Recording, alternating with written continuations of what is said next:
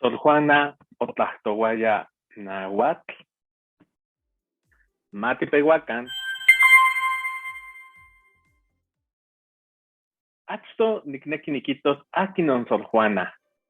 Sor Juana oyeya se Sohuatzintli, Otlacat ipan se Altepetzintli, Itocanepantla ipan Cachtolihuan Ome Senxihuitl.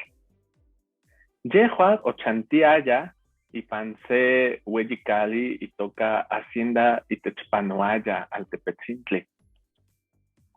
Icua oyeya Pupucatzin, amo omomatzti ika se tlamachtiloyan, inon omomatzti ika catztilancopa iwan otzetlamanti ika se sohuatlen, achto omotocaya kemen amiga iteki, itekitini kemen temachtiani, oquihtowaya amiga.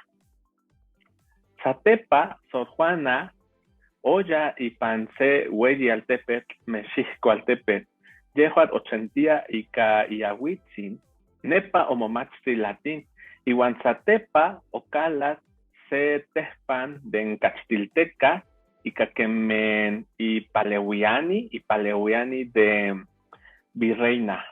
Satepa kawil, yehuat omocalat ipan se Sohuateopitzcali, tlen itoca capuchinas, si ne amoni kilnamiki amocuali, iwan satepa amo hueliti omocat nepa, satepa opano otse Sohuateopitzcali, tlen itoca San Jerónimas nican Mexixco Altepetl. Axcan ka inin Hueyi tlamachtiloyan inin yeyanti tlen itoca el claustro de Sor Juana. Satepa kawel Sor Juana omomikili ipan se cachtol wan ome senxihuitl ika se Hueyi cocolistli huelistifo otse cocolistli tlen oyeya ipan nochi Altepetl. Entonces la pregunta aquí es, ¿Sor Juana podía haber hablado náhuatl? De las obras que escribió Sor Juana, muchos textos son muy conocidos, tanto por los billetes donde ella aparece, como por algunos memes bastante graciosos, como este.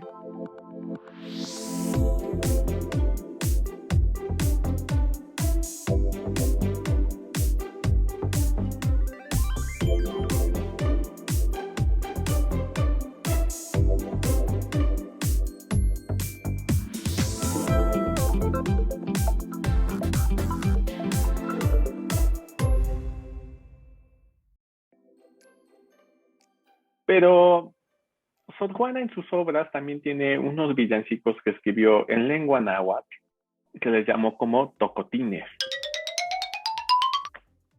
Sí, los tocotines, como la expresión típica que se dice como la expresión típica que se dice en provincia cuando un niño es bastante inquieto y anda de aquí para allá. Este tocotín, el primero que vamos a narrar, anuncia las cosas así. Playa Timohuica Totlazo Suapili, Maca Ahmo Tonantzin, Tinech Moicahuilis. Los mexicanos alegres también a sus anzas salen, quien campa campe, y con las cláusulas tiernas del mexicano lenguaje, en un tocotín sonoro dicen, con voces suaves.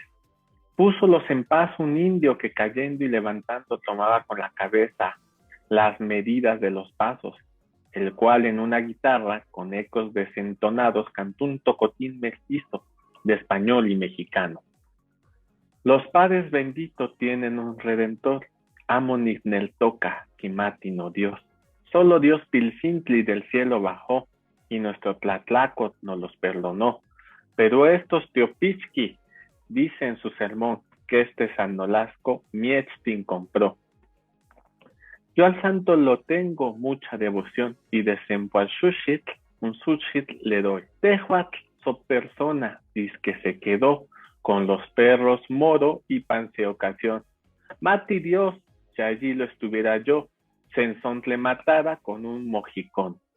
Pero ¿qué posibilidad había de que Sor Juana en verdad hablara náhuatl?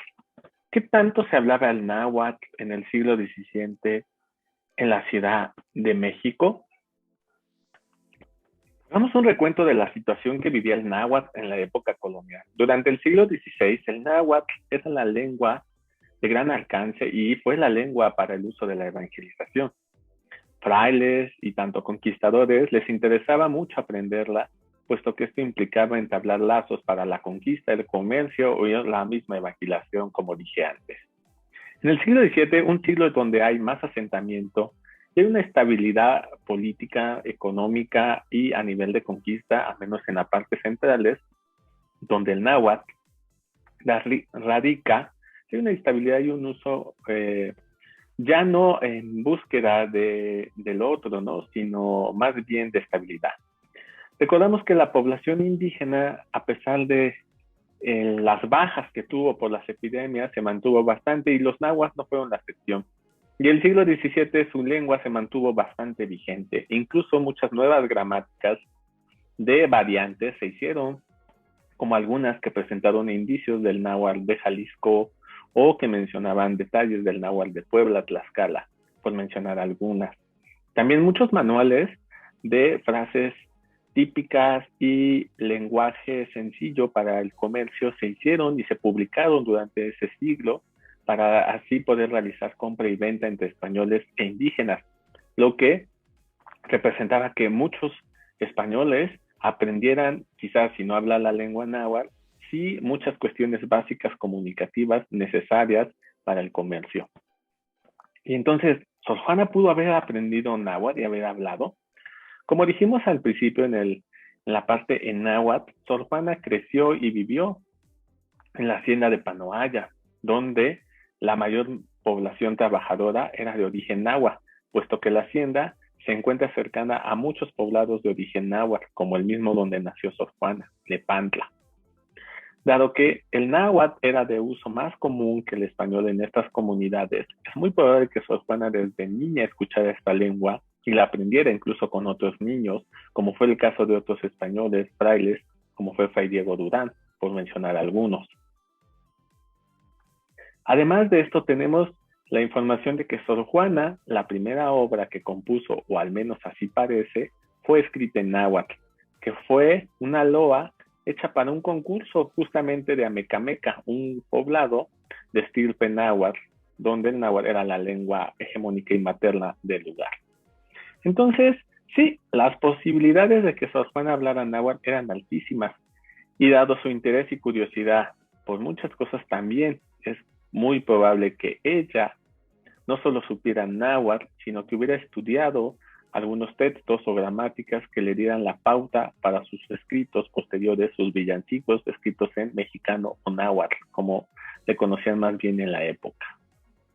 Yo no dudaría que Sor Juana hablaba náhuatl, al ser esta una mujer de unas características muy interesantes e importantes, y me parece interesantísimo como una mujer novohispana que no solo escribió en castellano, sino también en náhuatl, puede habernos dejado estos testimonios de una mujer criolla que hablaba y conocía la lengua originaria de los antiguos mexicanos del centro de México. Huelmie tlazocamati iuan timotasque otzetonal,